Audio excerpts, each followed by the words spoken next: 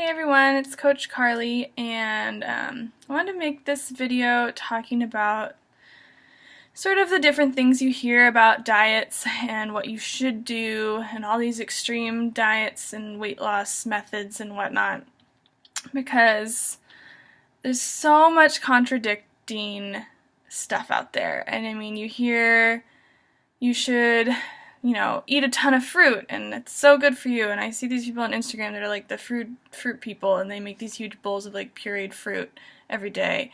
And then I hear, you should be really low carb and you shouldn't have any fruit and you shouldn't have any sugar and you should mostly eat fat and protein. And then I just, there's so much out there, and there's different science to back all of it up for the most part. And in case you don't know this about me, I'm a really big nutrition and science nerd. I was a biology minor in college, and I always just loved that stuff. And so, that's how I got into paleo, was because I started reading about it and realized, like, oh, there's scientific evidence backing this up. There's a lot of really awesome information out there. And so, as part of sort of my job with what I do, I like to keep up to date with what's going on and read about different diets and try different diets because I'm curious and I want to see how they affect me. So, as you might have seen, I've posted about it a bit, but a couple weeks ago I started doing intermittent fasting, or IF, and the idea with that is that you fast for like 14 to 16 hours, so from like bedtime to midday the next day, and then you have a feeding window that's like, 8 hours or something. And the idea with that is that you're kind of getting into that fasting mode and allowing your body to tap into your reserved like fat and energy stores and burn more fat, because it doesn't have the energy from your food that you just ate, because you've gotten past that. And if you eat continually all the time, then you don't really get a chance to get into that like fat burning mode, because you're using the carbs and the glucose and whatnot from your diet as energy instead. So I've been reading about this, and it seemed to make a lot of sense to me. Like, if you think back to like our ancestors back in the day, they probably had to like get up and go out and hunt and get some food to eat and go forage in the morning. They didn't have breakfast in a box that they poured out and put some milk on, or some, whatever leftovers stored in the fridge to heat up. They had to go out and hunt for their food and gather it, and then they got to eat after that.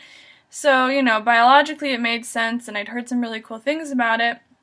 And so I started it a couple weeks ago. I'm getting ready for Cancun, so it was like, it'd be really great to like shred some of this body fat.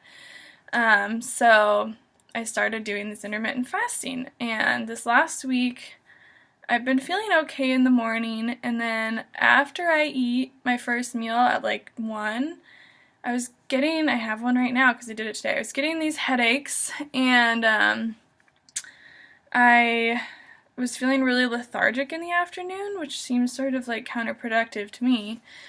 So I was like, what's going on here? I'm gonna look into this some more, because I was curious if this was an appropriate diet for me, because not everything works for everybody, right? And so, if you don't know, I found out last fall that I had adrenal fatigue, which means that my adrenal glands were being overworked from constant stimulation and stress. So basically in our modern society, we're like plugged in all the time, and someone like me, I'm like pretty type A, perfectionist kind of person.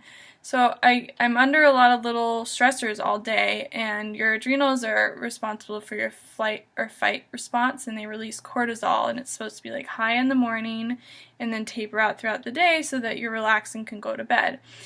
And what had happened with me is that my adrenals were pumping out cortisol so constantly that they kind of just failed, and so my levels were really low all across the board, which results in fatigue and all sorts of things. So I found out about that and started taking some supplements and all of that. And I also happen to be hypothyroid, because if you can see my scar on my neck, this is from thyroid surgery I had in 2007. I had a lump on my thyroid and had half of my thyroid removed. So I also take some hormonal supplements for my thyroid to keep my levels where they should be.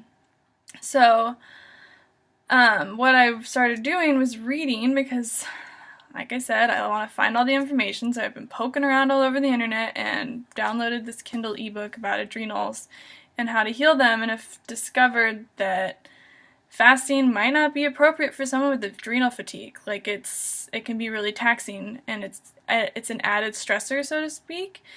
And so it's just maybe not a good idea. So I'm reading about this, and it just got me thinking today about how, you know, your diet, like, the success of a diet isn't just about weight loss.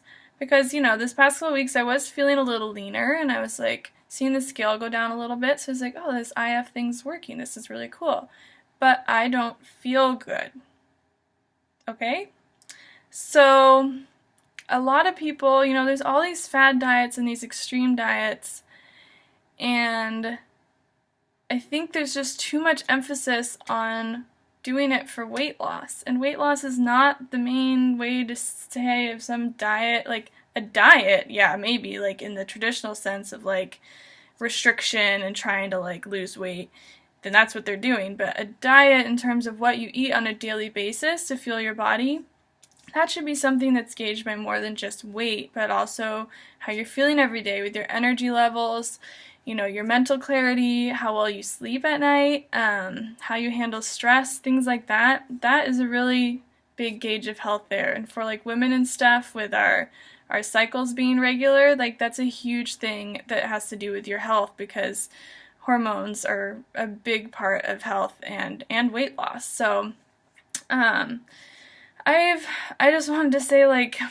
I've tried all sorts of different things, like, because I've been unhappy with my body. You know, I'm a woman, I'm not naturally petite, I've been curvier and had some, you know, extra junk in the trunk and on the belly especially, and I'm self-conscious, and so I've tried a lot of things over the years to try to combat that. And, you know, I did Weight Watchers after college, I've done low carb, I did ketogenic, you know, I've tried all sorts of different things. And just to be clear, I don't consider paleo like a fad diet in any way, or a diet, it's a lifestyle, so that's not included. But, you know, what it comes down to is, like, they might work for a little while and work in the terms of you're losing some weight, but your diet needs to work in the long term and really promote optimum health. And so I see these people, like, try these kind of crash courses with different diets, and they fall off, and then they end up just going back to their bad habits, and they regain the weight, they don't feel good, all this other stuff goes down. So what I keep coming down to, and, you know, you hear all of this all the time, is everything in moderation. And I think what that really means is, like, it's a balance, right? Like, you can't restrict yourself from everything all the time. So, you know, some people might flourish with a low-carb diet, and that's great. If that works for them and they feel good and their health is good, then that's fine. But, you know, most people, you know, want to be able to have a treat here and there, enjoy some sweet potatoes, I mean, just that sort of thing. So I just keep coming back to balance and getting a good amount of nutritious food in the right amounts. And, you know, you hear me talk about my portion plan all the time, and the reason I talk about it and I keep coming back to it, even when I hear about this, like, cool new diet that's working great, and I'll try it and I'm like, no, I just want to be able to enjoy my food and eat protein and eat carbs and eat veggies and fat and all this good stuff, and not worry so much about, like, counting that I'm below 25 grams of carbs a day, because let me tell you, that sucks. I've done it. But so I keep going back to this, and, you know, because it's when I follow my portion plan and I have those really balanced macronutrients is when I feel my best. My energy is better, my cravings are more under control, and, you know, that for me is success, because I feel good, and I'm not so concerned about, like, these extreme measures. It's really a lifestyle that I can maintain.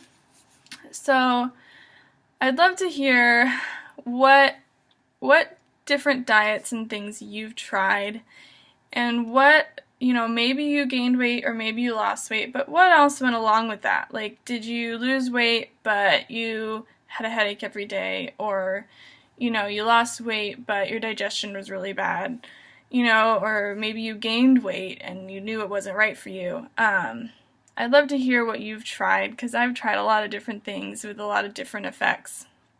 And I want to talk to you about how to find something that's going to work and make you feel good every single day of your life without, and being able to fit in treats here and there, and being able to, enjoy that glass of wine, or, and know how to get back on track, and what your diet should look like, and on an everyday basis, and what it means, if you deviate from that, and like how to get back to it, because it doesn't have to be complicated, it doesn't have to be extreme, it doesn't have to be restrictive. And I just want you to like be free from all of that and happy and healthy every day of your life. So I'd love to hear, what you've tried and how it went for you. Alright guys, I hope this was helpful, and have a great day. Bye.